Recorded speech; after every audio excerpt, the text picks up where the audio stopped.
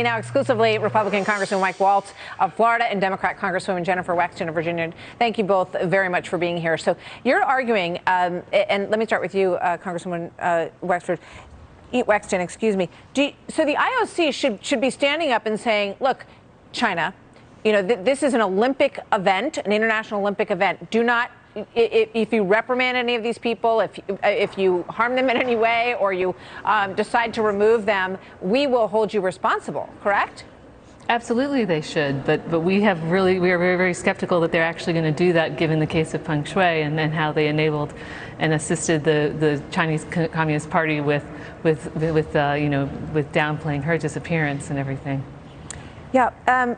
Congressman Waltz, what is the IOC response to this? Have you received one?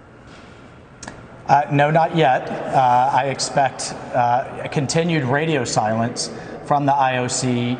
As you know, Martha, a number of us, Republican and Democrat, have been asking the IOC for years now to move the games, to not host them in Beijing, with an ongoing genocide, with mass incarceration, rape, torture, sterilization and abortion of Uyghur women, on top of Hong Kong and the threats to Taiwan. They've refused to move the games. I've called for a full boycott. I don't think the administration's diplomatic boycott goes nearly far enough. We've called out the Olympic sponsors who hypocritically preach good corporate governance and social justice at home, but then are making billions. But at the end of the day, we don't think the taxpayers, American taxpayers, should be subsidizing the IOC as a 501c4, which means it's a social welfare organization, to then turn its back on these types of atrocities and put our athletes in a position of threatening their safety, but also having to choose between competing or turning a back on their values. Yeah. And it's exceedingly clear that they have moved away from their original mission of sport and companionship, and also of human rights. Right. And time after time, they have been siding with the Chinese Communist Party over human rights. And it's about time that we call them on it, because they no longer are deserving of taxpayer subsidized actions. Yep. It's a great point. And, the IOC should be standing up and saying, we protect the freedom and the ability to communicate in any way they want. While these individuals and athletes are all gathered in China, they should have absolutely the freedom of speech, of expression. I can imagine. Right. What happens if one of them retweets something about the Uyghurs, for example? I want to put up this opinion piece by Dan Henninger in his always great Thursday column, and this says, "Progressives to Uyghurs drop dead."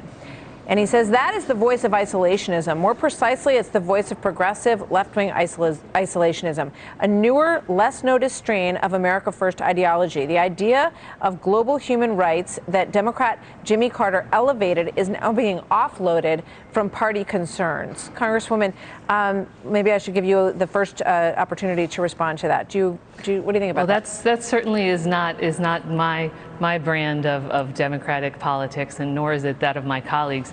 We have on broad bipartisan basis passed a number of pieces of legislation to fight back against the atrocities in Xinjiang and beyond.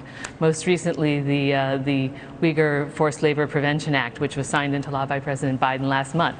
So I disagree with the premise of that article. Congresswoman Wexton, thank you very much for being here. Before I let you go, Congressman Waltz, this report that just came out, members of Congress being told that Russia is likely to invade, including the committee that you serve on, Armed Services. What can you tell us about what you have been told? That the invasion is likely. Putin continues to put the pieces in place. It's not just the numbers of troops, but it's the types of troops to both invade and occupy Ukraine. It's the naval assets, the air assets.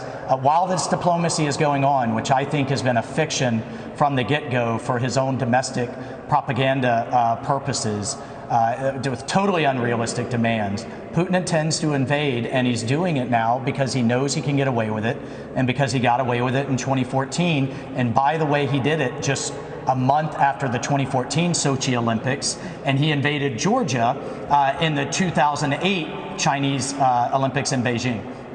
Yeah, this post-Olympic period is clearly one to watch where this story is concerned. Congressman Waltz and Congresswoman Wexton, thank you very much. Good to have both of you with us today. Thanks, Martha. Thank you, Martha.